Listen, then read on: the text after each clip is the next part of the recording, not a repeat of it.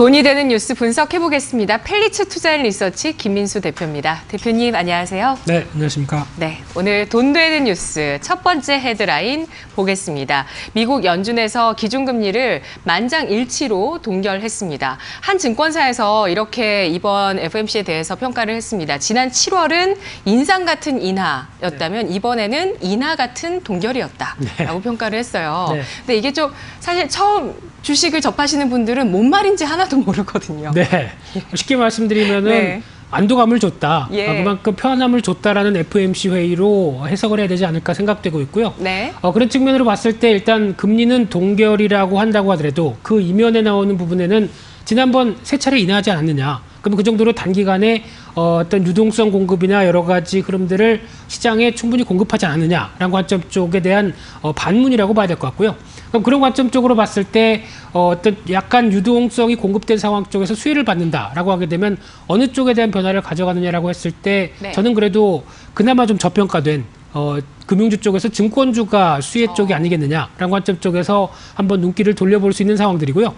그중에서 종목을 찾는다고 한다면 미래에셋 대우가 가장 그나마 무난하지 않을까라는 관점으로 바라보고 있는데 특히 증권주 하게 되면 저희가 잘 아는 유동성 수혜주로 알려져 있죠. 네. 근데 아직까지 어떤 시장에 대해서 여러 가지 확신이 좀 들다보지 못하는 지수 흐름들이 나오다 보니까 증권주가 그에 대한 모습들을 그대로 반영하지 못했다라는 관점들인데 게다가 또 증시가 강세를 보이면은 또 최대 수혜주죠.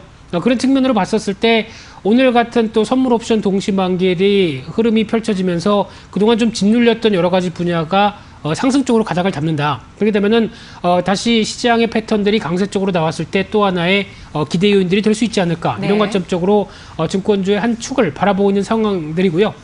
또 하나 저희가 증권주를 바라볼 때 지금까지 가장 많이 얘기했던 거는 위탁 수수료, 브로커리지 수수료 관련된 쪽이 증권사의 수입을 대부분 차지하지 않았을까 생각하고 있는데 저희 증권사가 바뀌었습니다.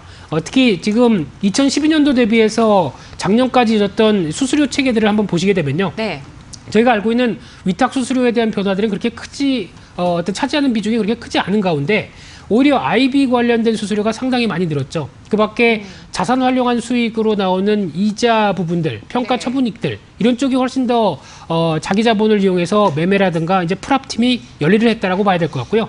그런 관점 쪽으로 봤었을 때 이 두 가지 축을 보게 되면 단순하게 저희가 증권사를 바라볼 때 위탁 수수료만 가지고 시장의 거래 대금만 가지고 바라본 게 아니냐라고 하는 반성도 좀 필요한데 하지만 영향력은 있겠다고 봐야 되겠죠. 그런 관점으로 봤을 때 그러면 이제 이 IB 쪽의 수수료와 관련돼서 또 최근에 나왔던 이슈 중에 하나가 이제 정부의 부동산 PF 규제와 관련된 얘기였습니다. 그래서 12월 5일 날 부동산 PF 익스포저 관련돼서 자기 자본금의 100% 정도만 어떤 허용할 수 있겠다라고 하다 보니까 그동안 부동산 PF를 통해서 실적이 잘 나왔던 회사들 같은 경우는 약간 타격을 받겠죠. 그래서 메리츠 종금증권 같은 실적이 좋음에도 불구하고 앞으로에 대한 우려감이 큰 종목들은 좀 흔들림이 있었다라고 바라보고 있는데 신저가까지 나왔잖아요. 그렇죠. 예. 근데 그럴 개연성은 충분히 있다고 봐야 될 것 같습니다. 그 부분을 빼게 되면은 메리츠 종금증권이 갖고 있는 나머지 역할들은 상당히 위축될 수밖에 없다. 한쪽으로 바라보고 있기 때문에 그럼 규제에 따라서 메리츠 종금증권은 실적이 쪼그라들 가능성이 있다는 말씀이세요? 네, 많이 위축될 가능성이 높습니다. 네. 또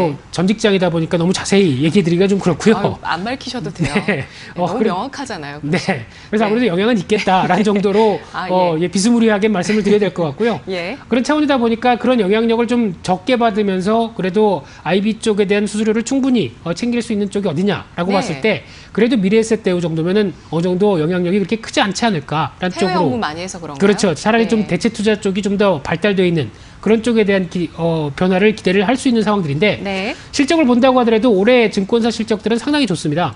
미래에셋 대우 같은 경우도 영업이익이 한 7,300억대로 한 40% 이상 늘어날 걸로 보여지고 있는데 네. 대부분의 증권사가 내년에는 하락할 걸로 보여지고 있습니다. 이런 여러 가지 여파들 때문에 안 좋을 걸로 보여지고 있는데 그래도 미래에셋 대우는 한 4% 정도 늘어날 걸로 보여지고 있는 흐름들이고요.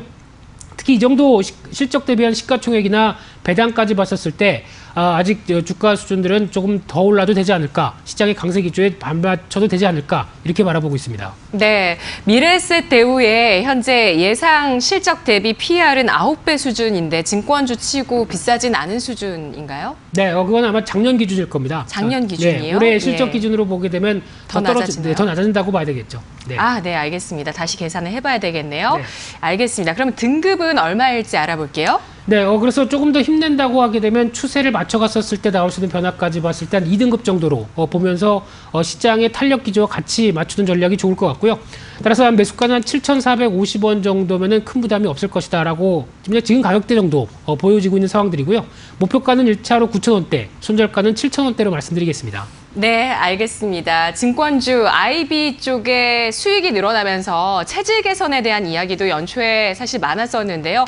증시가 많이 하락하고 또 부동산 쪽의 업무에 대한 정부의 규제가 나오면서 증권주 하락세가 있었습니다. 하지만 이제 이 FOMC 회의 결과를 바탕으로 했을 때 추가적인 상승, 증권주에서 일어날 수 있겠다는 판단하면서 미래세대우의 등급 알아봤습니다. 자, 이어서 두 번째 돈이 되는 뉴스 보도록 하죠. 거래소에서 코스닥 150 거버넌스 지수를 16일에 발표합니다. 굉장히 투명하고 아주 선하고 이런 기업들 우리가 따로 볼 수 있는 건가요? 네, 그래서 내용들을 자세히 살펴봤는데 네. 그중에 신라젠이 들어갑니다. 저는 네. 신뢰 안 하시나요, 그러면? 네, 그러다 보니까 신뢰감이 네. 조금 떨어지고 있고요. 근데 거기 나왔던 취지가 거버넌스, 그러니까 즉 지배구조와 관련된 쪽이다 보니까 그에 따라서 선정을 했다고 하는데 약간 좀 그렇긴 합니다만 그렇다고 하더라도 관련돼서 어떤 영향력이나 시장에 미치는 여파들은 그렇게 크게 주가의 영향력이나 뭐 그에 따른 패시브 자금 이렇게까지 생각할 정도는 아닌 약간 어떤 상징적인 의미라고 봐야 될 부분이라고 생각되고 있고요. 그래도 투자자분들이 이제 기업의 펀더멘털이나 네. 이 기업이 정말 뭐 투명한 지배 구조나 뭐 사회적 기업이거나 혹은 네. 뭐 환경 쪽에 사업을 하고 있구나 이런 걸 좀 알 수 있는 그런 선을 그어주는 역할은 하지 않을까요? 그래서 상징적이죠. 그런데 실질적인 수익이나 아니면은 어떤 영업이익이 같이 증가되는 어떤 기업의 주가와 연관된 쪽으로 면밀하게 본다라는 쪽으로 봤을 때는 약간 개연성은 떨어질 수도 있다라는 쪽으로는 바라보고 있는데 그래도 그중에서 좋은 종목 골라주시겠죠. 네. 예. 그래서 그중에 한 종목을 골라봤더니 그래도 또 역시나 IT 부품 쪽, IT 장비 부품 관련된 소재 쪽의 한 종목 SK 머터리얼즈를 말씀드리고 싶고요. 네. 이 회사는 잘 아시는 것처럼 NF3 특수가스 관련돼서 매출이 73% 되는 회사인데 그러면 이것저것 다 떼고 내년에 반도체가 좋아지겠느냐? 그에 따른 물음에 대한 해답을 보여줘야 된다고 생각되고 있고요. 그렇게 됐었을 때 당연히 그러면 실적이 좋아진다는 쪽으로 나오겠죠. 그런 부분을 봤을 때 내년에 반도체 관련된 메모리 반도체 쪽에 여러 가지 전망을 보게 되면 오전 시간에도 누누이 강조드렸지만은 변화 가능성이 상당히 높은 상황들인데 대표적으로 보시게 되면은 올해는 많이 고생을 했는데 내년에는 낸드 플래시부터 디램부터 낸드 플래시까지 이제 작년에 부진했던 모습들을 그래도 두 자릿수대로 기저 효과와 함께 좀 변할 가능성이 높다라고 하게 되면 그에 따른 또 수혜라고 바라볼 수 있는 부분들이고요. 그와 함께 또 정부의 일본의 수출 규제 관련된 쪽에서 소재주다라는 관점으로 보게 되면은 그에 따른 수혜를 또 볼 수 있다고 생각이 들고 있는데 네. 특히 반도체 소재 연구 개발을 위해서 통합 분석센터까지 구축을 하고 있고요. 그런 흐름으로 봤었을 때 또 SK 그룹이다 보니까 그와 연결될 수 있는 또 SK 관련된 화학사들 또 반도체 SK 하이닉스 같은 경우도 같이 연계가 된다라고 하게 되면 오히려 시너지는 높을 수 있을 것이다라고 바라보면서 실적 자체를 본다고 하더라도 지금 동향을 보게 되면 어떤 매출액이 2년 전보다도 계속 꾸준하게 늘어나는 구조로 나오고 있는 상황들이고요. 네. 마찬가지로 영업이익, 순이익 모두 다 우상향하는 기조로 나오고 있다라고 하게 되면 주가도 이를 반영하면서 꾸준히 올라갈 가능성이 높다라는 쪽에서 지금 현재 시가총액 1조 8천억대인데 꾸준한 성장성을 보인다라고 하게 되면 그렇게 비싼 기조는 아니다. 이렇게 바라보고 있습니다. 네. 제가 그 네. 한일 갈등 있었을 때 7월에 네. 그러고 나서 IT 소부장이 막 급등했었잖아요. 네. 팍 급등했던 그날 그 다음날 아침에 이제 증권사 직원분 연결해가지고 지금 증권가에서는 IT 열공 중이시겠네요. 그랬더니 아니요 하셔가지고 제가 좀 당황했었는데 네. 냄새를 좀 잘 맡아야 되는 것 같습니다. SK 머티리얼즈는 지금 그때 7월 급등했던 때만큼 다시 조정을 받은 상황이에요. 올랐다가. 네. 접근하기 딱 좋은가요? 몇 등급일까요? 그래서 딱 좋은 시점으로 바라보고 있고요. 예. 추세만 이제 중기 지지권까지 안착이 됐으면 1등급을 드리고 싶은데 네. 이제 약간 한 주 정도는 더 지지권 안착에 대한 테스트가 나올 가능성은 있다는 관점 쪽에서 바라보고 있고요. 그러다 보니까 2등급 정도로 매수가는 17만 원대 정도, 그리고 목표가는 20만 원, 손절가는 16만 원대 정도로 대응하는 전략에 포커스를 맞추겠습니다. 알겠습니다. 소부장 기업들의 한 단계 레벨업도 좀 예상을 해주고 계시고요. SK 머티리얼즈 전략 세워봤습니다. 이어서 세 번째 뉴스는 한화시스템입니다. 국방과학연구소와 전투기용 첨단 기술을 개발한다라는 소식인데요. 네. 한화시스템은 하나그룹 내 방산 IT 서비스 기업이더라고요. 네, 딱 두 가지가 가장 핵심이라고 보시면 될 것 같고요. 근데 이제 방산주 쪽에서도 조금 더 고차원적인 분야, 특히 지금 보여지는 방산 부분의 현대화를 했었을 때 나올 수 있는 대표적인 통신 전자 분야의 강한 방산 업체입니다. 그러다 보니까 앞으로도 계속 이쪽에는 어떤 국방비 비중이 늘어날 수밖에 없는 상황들로 봐야 되겠죠. 네. 게다가 ICT 관련돼서 그룹 내에 ERP를 담당하고 있는 대표적인 흐름이다라고 하게 되면 이에 따른 부분들도 시너지가 계속 이어질 걸로 보여지고 있고요. 또 하나 주목할 부분들이 관련된 쪽에서 글로벌 에어택시 관련된 쪽에 투자를 한 300억을 했습니다. 그러다 보니까 플라잉카라고 하는 또 다른 새로운 먹거리에 대해서 또 기대감이 상당히 좀 높아질 수 있다는 부분들도 하나의 축으로 작용할 것 같고요. 또 주목하는 부분들 중에 하나는 지배구조입니다. 특히 한화시스템의 지배구조를 보게 되면 지금 김승현 회장의 삼형제죠. 삼형제가 지분을 모두 다 갖고 있는 회사가 H솔루션이라는 회사가 있습니다.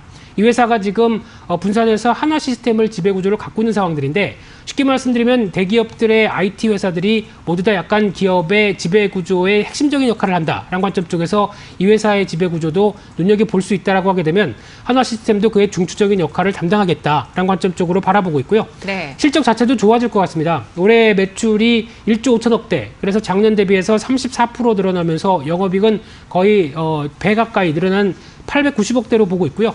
내년도 매출이 1조 8천억대로 20% 이상, 영업이익도 한 30% 이상 늘어난 1,170억대로 보여지고 있는데, 시가총액이 1조 2천억이라고 하게 되면 방산주나 여러 가지 동향들을 봤을 때 그렇게 비싼 수준은 아니구나라는 관점 쪽에서 바라보고 있습니다. 네, 알겠습니다. 등급은 얼마 주시나요? 2등급 드리고 싶고요. 아직 상장된 지 얼마가 되지 않겠기 때문에 강한 추세나 여러 가지 흐름들은 아직 조금 더 시간이 필요하지 않을까라는 관점들로 보여지고 있는데, 부각받게 되면 다시 한번 힘은 내지 않을까 생각되고 있고요. 그런 관점 쪽에서 매수가는 1,500원, 그리고 목표가는 13,000원대, 손절가는 9,500원으로 말씀드리겠습니다. 알겠습니다. 오늘 뉴스들은 7월 이후에 부각이 되고 있는 시장의 중요한 이슈들을 다뤘습니다. 저금리 기조, 소부장의 국산화, 자주 국방과 관련돼 있는 뉴스들, 고은별 아나운서가 뉴스 잘 골랐는데요. 네. 모두 등급은 또 2등급, 높은 등급 관련 주식들 받았습니다. 오늘 분석 잘 들었습니다. 감사합니다.